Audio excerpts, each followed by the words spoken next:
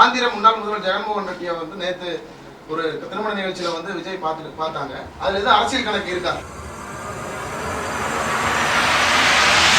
ஆந்திர முன்னாள் முதல்வர் ஜெகன்மோகன் ரெட்டியை வந்து நேற்று ஒரு திருமண நிகழ்ச்சியில வந்து விஜய் பார்த்தாங்க. அதுல எதுவும் அரசியல் கணக்கு இருக்கா? தேவை இல்ல, அது ஒரு தனிப்பட்ட முறையில ஒரு கல்யாணம், அது தனிப்பட்ட ஒரு நிகழ்வு. அதே சேப்பாக்கு நடந்த மேட்ச்ல வந்து விசில பேன் பண்ணிருக்காங்க, உள்ள எடுத்து போக கூடாதுன்னு சொல்லிட்டு. இது எப்படி சார் பாக்குறீங்க?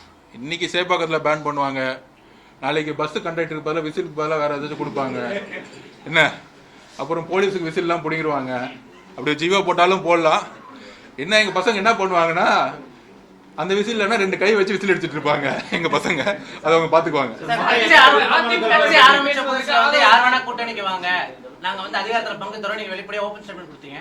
ஆனா இப்ப நாள் ஆக எல்லா கட்சியும் வந்து கூட்டணி வராதப்போ நீங்க வந்து இப்போ திமுக கூட்டணி இருக்கிற கட்சிகளுக்கு நீங்க சாஃப்ட் கார்னர் பண்ணி பேசிட்டு இருக்கீங்க. இல்ல அதுக்கு என்ன காரணம்? திமுக வரலங்கிற காரணமா இல்ல அவங்க கூட்டணில இருந்து ஒரு நிமிஷம் முதல் நாள்ல ஆட்சியிலும் பங்கு அதிகாரத்திலும் பங்கு கட்சியோடைய அடிப்படை ஒரு அடிப்படை ஃபார்முலான்னு சொல்லலாம்.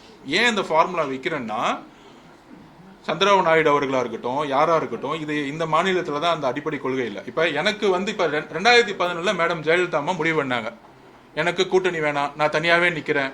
234 தொகுதியிலும் ரெட்டையில போட்டாங்க, தனியாவே நின்று ஜெயிச்சாங்க. அப்ப அவங்களுக்கு தெரியல. ஆனால் எங்களை பொறுத்த வரைக்கும் தோழர்கள் சமூக நீதி மத சார்பணி மற்றும் சமூக நீதியின் அடிப்படையில் வரக்கூடிய தோழர்களோ எந்த தலைவர்களோ யாரா இருந்தாலும் ஒரு எதிர்காலத்துல வந்து ஒரு கூட்டணியோ இல்ல ஏதோ ஒன்று உருவாகும் பொழுது அப்ப அடிப்படை விதியா ஒன்று சொன்னார். கட்சி ஆரம்பிக்கும் போது முதல் நாள் சொன்னது அவர் ஆக்சுவலா. அப்ப எல்லோரும் சமம்னு நம்ம வந்து வெறும் தேர்தல் நம்மளுடைய கட்சியோட வாக்குறுதியா இருக்கக்கூடாது, நம்மளோட கூட பயணம் பண்ணவங்களோட இருக்கணும்னு சொன்ன ஒரு கட்சியோடைய அடிப்படை விதி அது.